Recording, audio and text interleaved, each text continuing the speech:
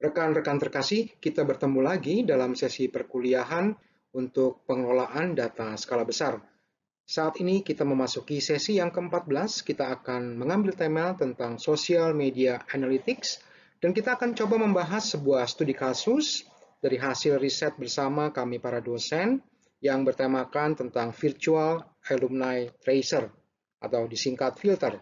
Nah, presentasi yang teman-teman akan lihat ini sempat juga dibawakan dalam sebuah konferensi internasional yang diselenggarakan oleh World Institute for Engineering and Technology Education di awal tahun 2017.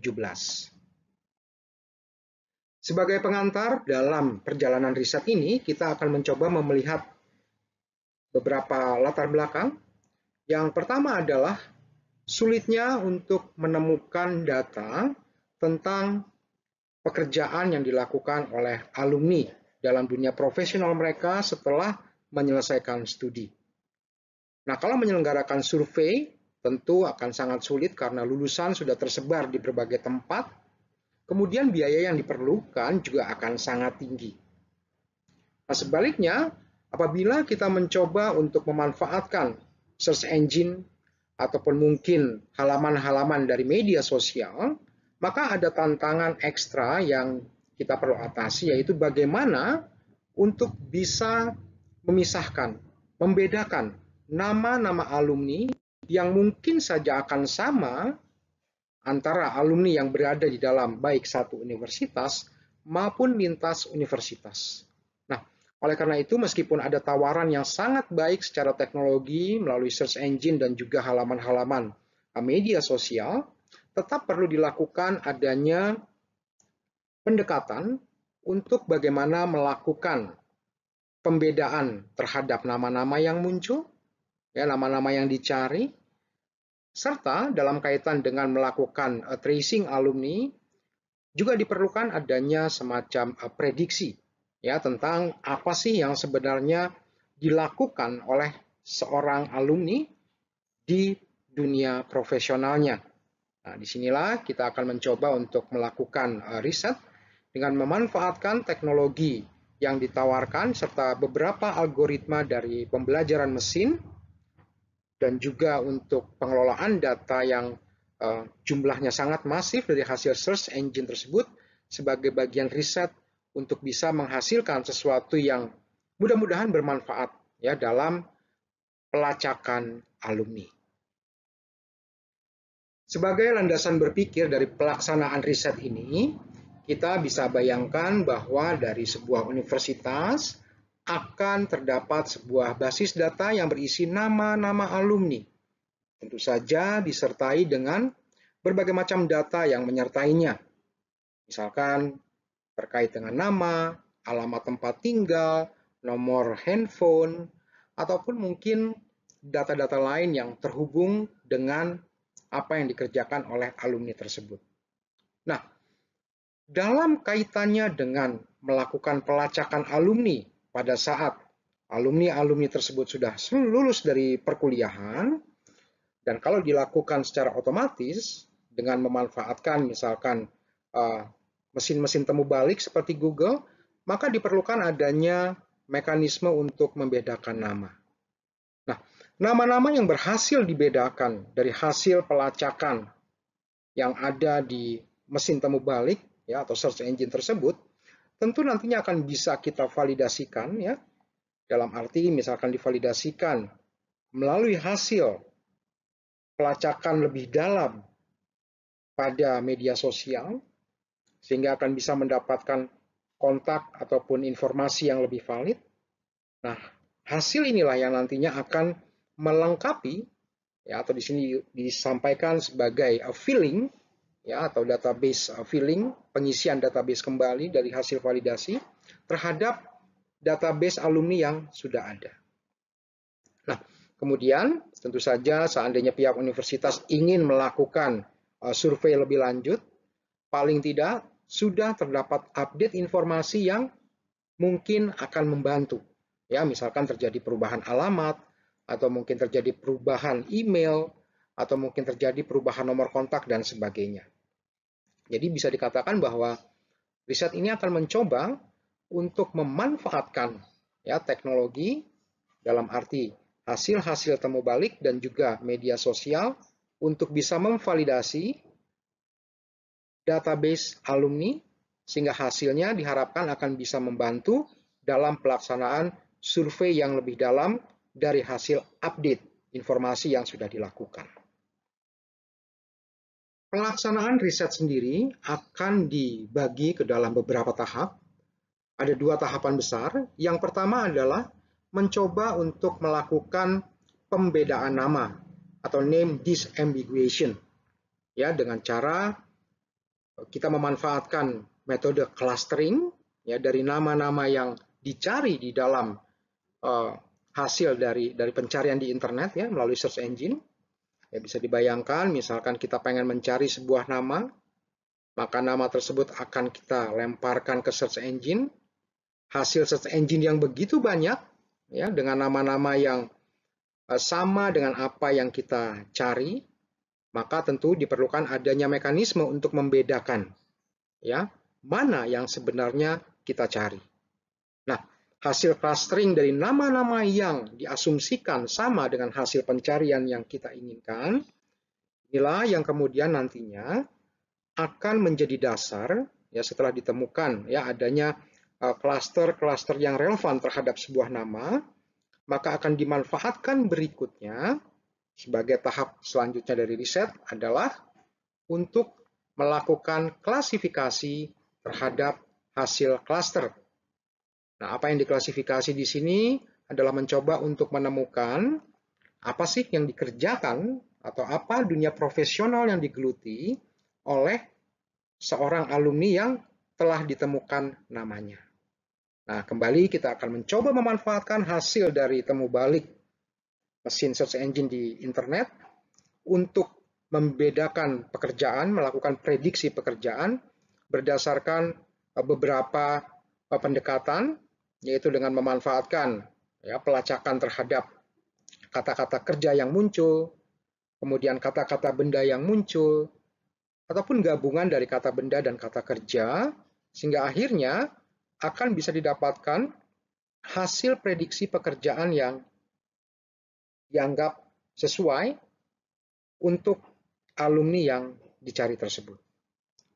Nah, kemudian di tahap akhir akan coba untuk dikembangkan sebuah prototipe untuk memanfaatkan clustering dan juga hasil prediksi pekerjaan tersebut sehingga menjadi media penyimpanan dan juga pengelolaan data alumni yang bisa dikatakan terupdate ya, pada sebuah universitas. Nah, tentu saja dalam kasus kita ini kita akan mencoba untuk memanfaatkan data-data alumni yang ada di Universitas Kristen Maranatha.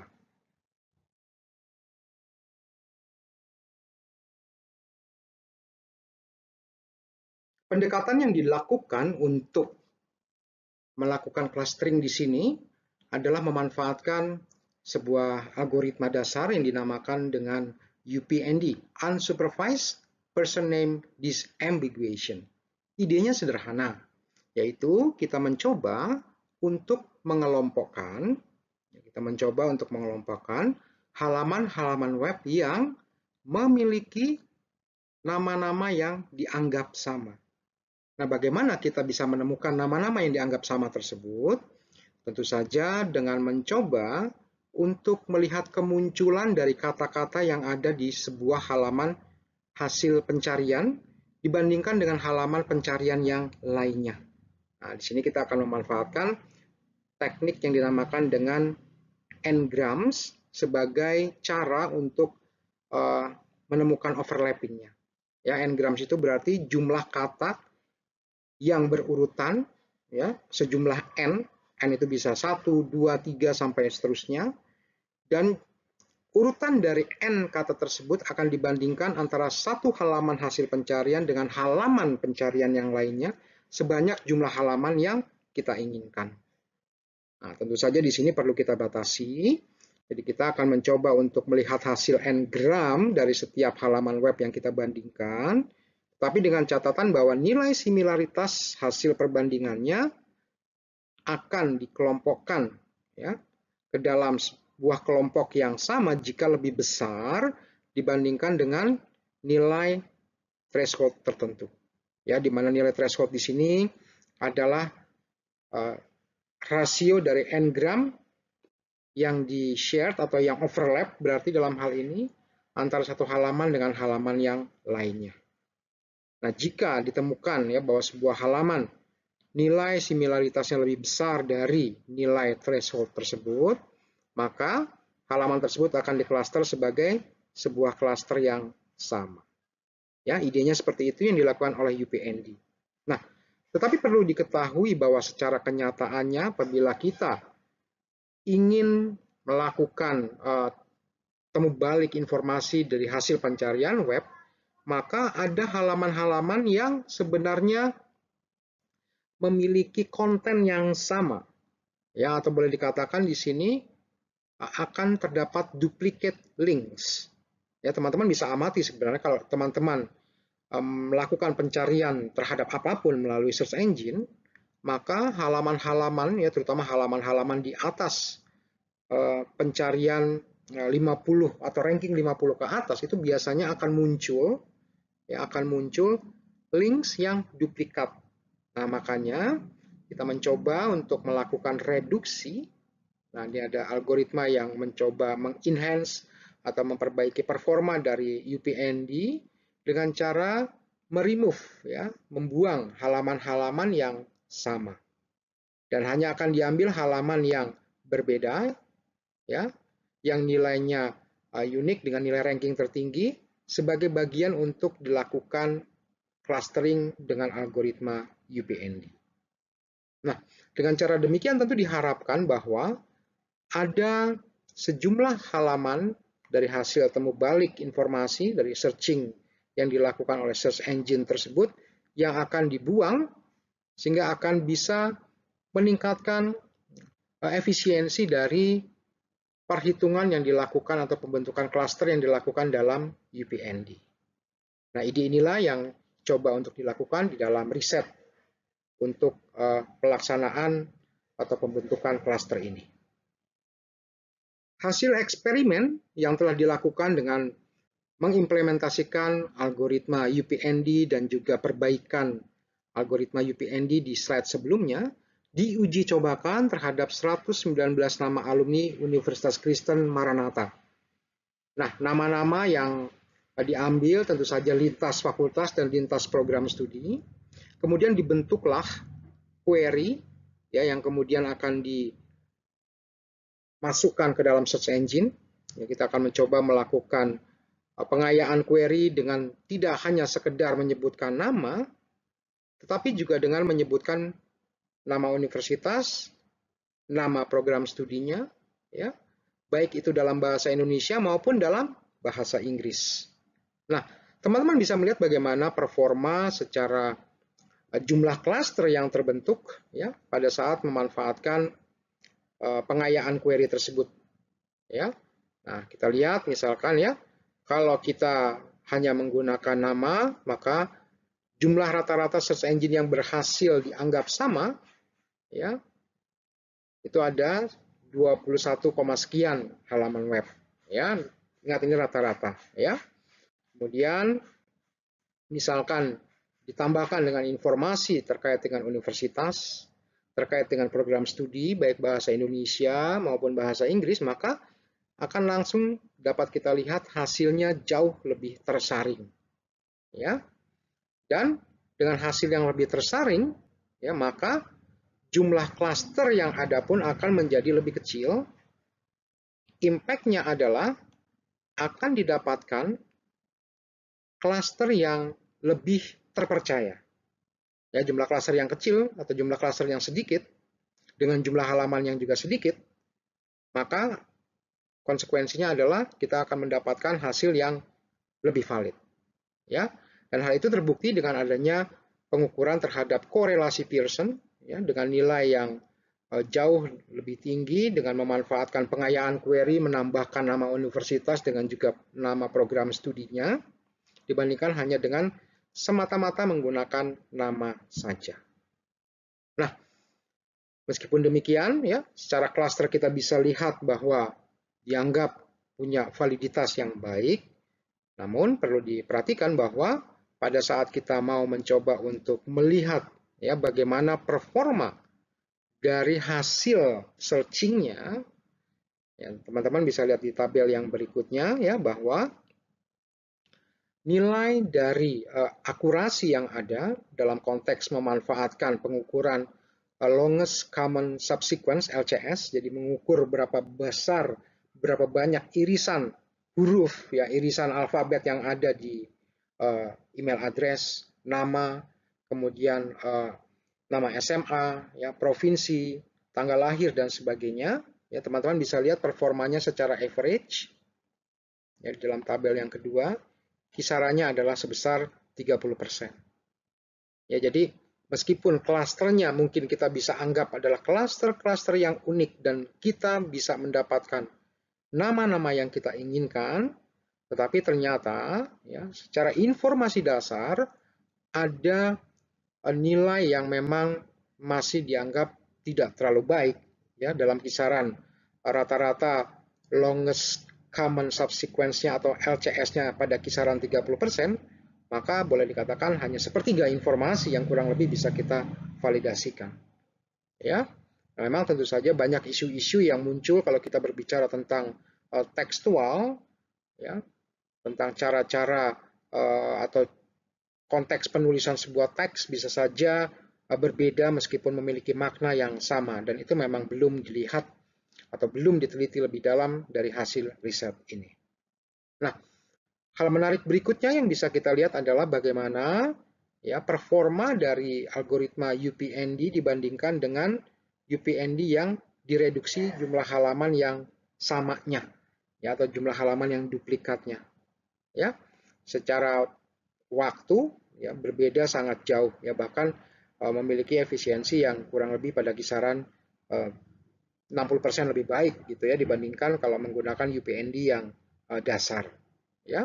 Nah, baik, apa yang bisa kita lihat dari hasil riset ini adalah bahwa kita bisa mendapatkan klaster yang terpercaya ya meskipun isi dari klasternya secara tekstual memang masih perlu untuk diolah lebih dalam ya, karena kalau kita lihat dari performa longest common subsequence yang kita lihat atau kita melihat irisan ya terhadap email address, nama sampai dengan alamat rumah, ya kisaran performanya hanya sekitar pada 30%. Ya. Nah, memang ini menjadi sebuah tantangan ekstra karena sekali lagi konteks penulisan atau textual representation dari data atau informasi yang terdapat di internet, tentu saja model dan cara penulisannya bisa berbagai macam cara, dan inilah sebenarnya bisa menjadi agenda riset untuk diteliti berikutnya. Nah, bagaimana dengan performa dari perbandingan ya antara UPND dengan UPND yang direduksi halaman web yang duplikatnya?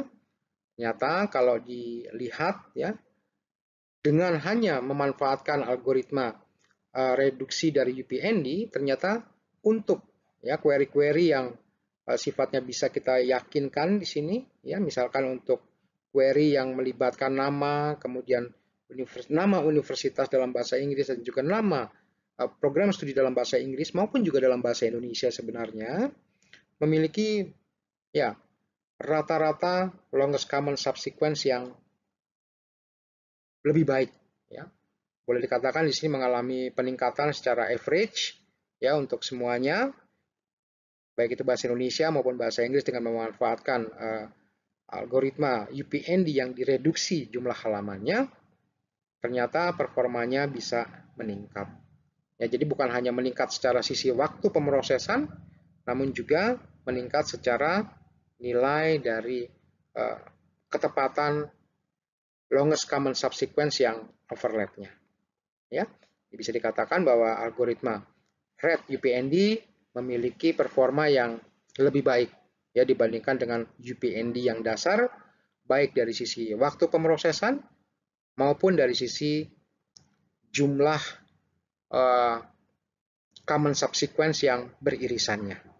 Ya, inilah yang menjadi keyakinan kami bahwa algoritma perbaikan dari UPND yang dinamakan dengan Red UPND ini tentu akan bisa sangat bermanfaat dalam pengelolaan hasil temu balik informasi dengan data yang besar, data yang banyak, dengan waktu pemrosesan yang 60% lebih baik, dan hasilnya pun bisa dikatakan di sini pada kisaran 70% mengalami overlapping LCS yang lebih baik. Tahap perjalanan riset berikutnya, dari hasil nama-nama yang telah diperoleh dalam sebuah klaster terhadap sebuah nama, tentu saja kita akan mencoba melakukan prediksi pekerjaan.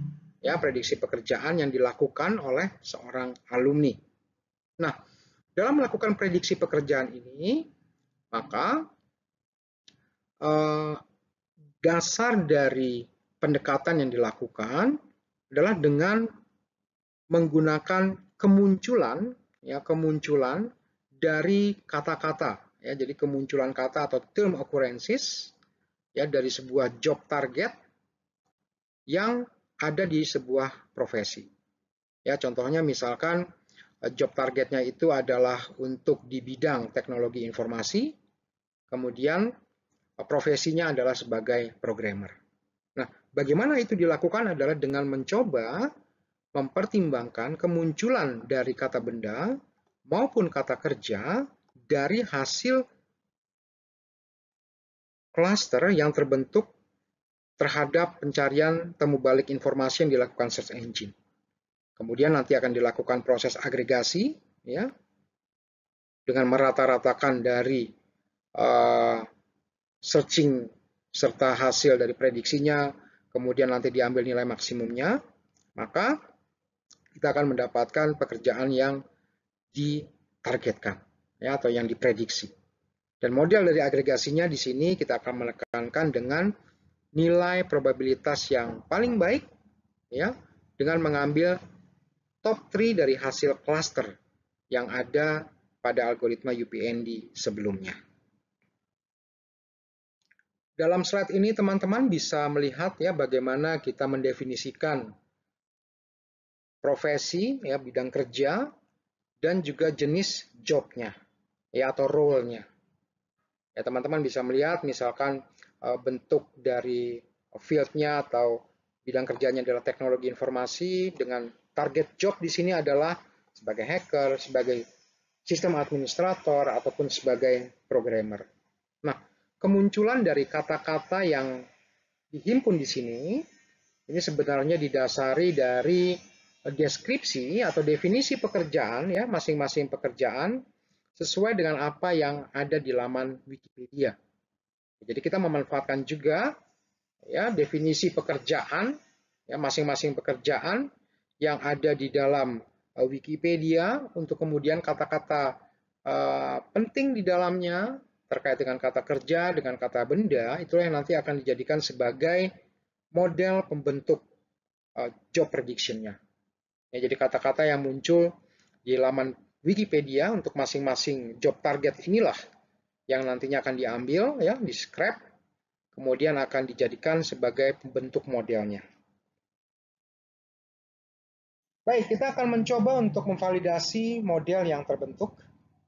Nah, model yang kita gunakan di sini adalah model yang sebenarnya sangat sederhana untuk melakukan klasifikasi, yaitu kita menggunakan algoritma klasifikasi Bayes. Ya, nah, kita mengambil sekali lagi data alumni yang terkumpul dalam rentang waktu 2019 sampai 2016 di Universitas Kristen Maranatha. Kemudian kita melakukan cross validasi atau validasi silang yang dilakukan sebanyak 5 kali dari data alumni dan juga dari hasil cluster tentu saja yang sudah dilakukan dalam UPND. Nah, performa yang dilihat dalam evaluasi model ini kita bisa bandingkan di dalam slide bahwa rata-rata yang ada dari 5 kali pengujian validasi ini adalah 76,7%, ya, dengan simpangan sekitar 7,8%, atau dengan kata lain cukup mendapatkan generalisasinya. Ya, artinya model yang ada ini bisa diperbaiki tetapi perbaikan tersebut tidak akan mengurangi kemampuan untuk menebak, ya.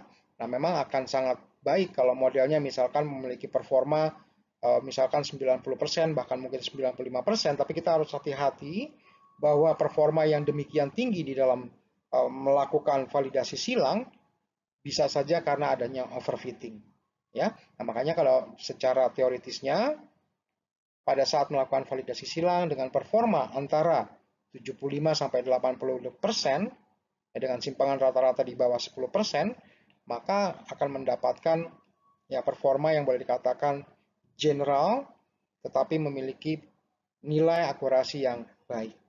Nah, memang ada secara analisis lebih dalam bahwa data yang ada mungkin saja bisa jadi belum terlalu banyak, ya, atau mungkin karena adanya terms atau kata-kata yang tidak terlihat, ya, seperti misalkan kalau kita mau mengelompokkan pekerjaan orang dalam bidang information technology, bisa saja perlu mungkin ditambahkan kata-kata yang sifatnya lebih general, ya, seperti misalkan manager atau kata marketing atau kata trainer yang kadang-kadang muncul dalam bidang pekerjaan information technology. Tapi memang hal itu tidak diperhitungkan, dan mungkin saja dengan keberadaan dari model yang sementara ini sudah dibentuk, maka belum bisa memprediksi kata-kata yang spesifik, ya, dalam kaitannya dengan pekerjaan sebagai manajer marketing ataupun mungkin trainer, tetapi boleh dibilang ya sah karena bidang pekerjaan tersebut sebenarnya bukan bidang pekerjaan yang mendasar dari mereka yang bergelut di bidang information technology, ya. Meskipun ya tentu saja kalau sudah cukup lama bekerja di bidang tersebut bisa saja memang pangkatnya menjadi manajer atau mungkin perlu melakukan marketing karena menjadi sebuah atau melakukan apa yang boleh dibilang pemasaran di sebuah perusahaan, ya, tapi kata-kata dasar itu tidak dimunculkan, ya, atau tidak dianggap di dalam modelnya, ya. Nah, tapi dengan performa akurasi sekitar 75 sampai 80% ini akan bisa dianggap baik, dan hal ini juga terbukti bahwa pada saat melakukan hold out training and testing, ya, dengan komposisi training 80%, kemudian testing 20%, mendapatkan performa sekitar 91% akurasi, ya, bahkan dengan hanya menggunakan data training sebesar 60% pun sudah bisa menghasilkan performa yang mendekati 90%, ya, dengan generalisasi yang baik dari model yang terbentuk ini. Dan disinilah kita bisa melihat bahwa algoritma bias sebenarnya sudah cukup, ya, untuk bisa memprediksi bidang pekerjaan, ya, sesuai dengan apa yang diharapkan dari sebuah model dalam kaitan ini adalah untuk memprediksi pekerjaan. Baik, di dalam slide ini kita bisa melihat, ya, bagaimana kalau kita lakukan analisis lebih dalam untuk setiap fakultas atau boleh dibilang untuk setiap bentuk pekerjaan yang umum di sebuah fakultas, ya, misalkan di fakultas medical, ya, kedokteran, atau di fakultas engineering, fakultas teknik, maka ada metode-metode yang dianggap cocok untuk melakukan prediksi pekerjaan, ya, sesuai dengan model yang terbentuk. Maka kalau untuk engineering misalnya, yang paling cocok modelnya adalah dengan menggunakan kata yang spesifik, ya, misalkan kemunculan kata electricity, ya. Demikian juga misalkan kalau di information technology, ya, di bidang IT, maka specific words itu juga akan sangat penting. Contoh kata programmer, ya. Nah, sebaliknya kalau kita lihat di bidang ekonomi, maka keseluruhan kata tanpa peduli bahwa dia adalah spesifik ataupun mungkin kata kerja ataupun kata benda, itu bisa digunakan untuk memprediksi, ya. Nah, dengan melihat, ya, kecenderungan yang ada, bagaimana bahwa misalkan performa dari model dengan mana metode yang paling cocok untuk penebakan kata-kata kerja maupun kata benda, maupun kata yang umum di bidang tersebut, maka ada beberapa hal yang mungkin menarik dari perjalanan riset ini.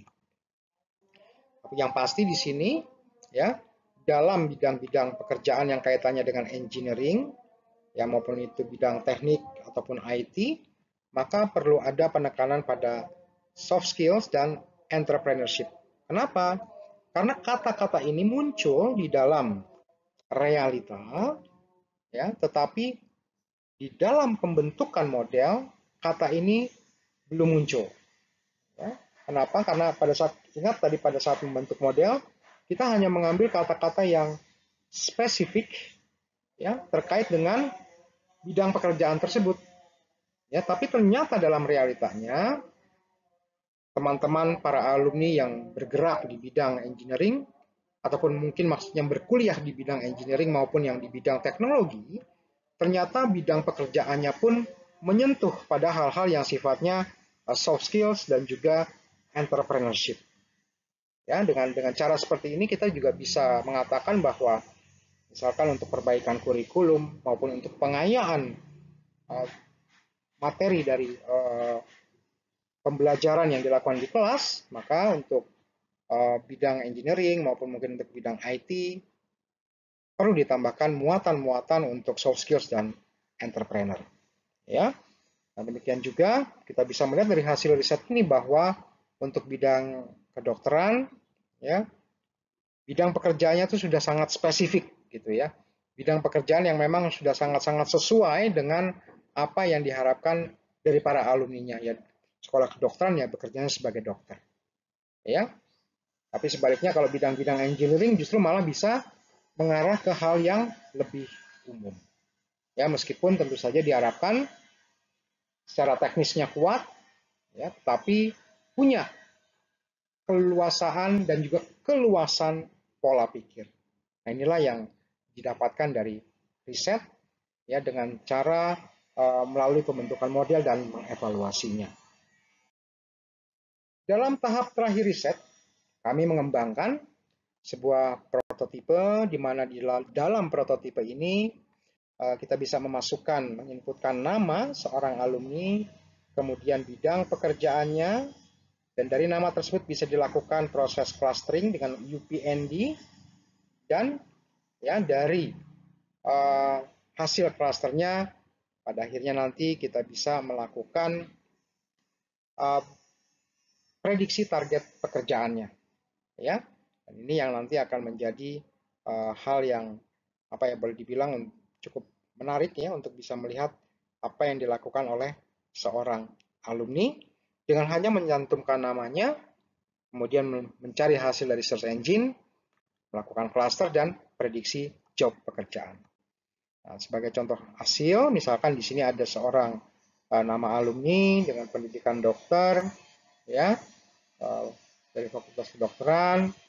Nah, kemudian bisa kelihatan ya bagaimana bidang pekerjaan yang dilakukan, ya, dari kata-kata yang muncul di dalam klaster yang terkait dengan saudara Puspa Arya ini, ternyata memang bergerak di bidang kedokteran.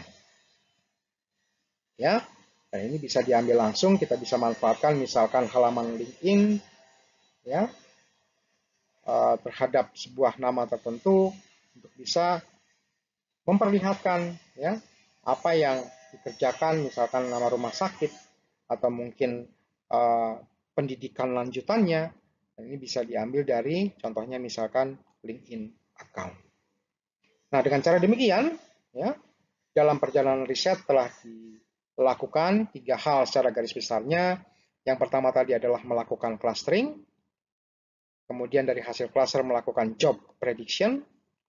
Nah, kemudian dari hasil job prediction kita bisa mengambil ya informasi lebih dalam dengan memanfaatkan API atau Application Programming Interface dari sosial media untuk melihat informasi-informasi penting terkait dengan alumni tersebut.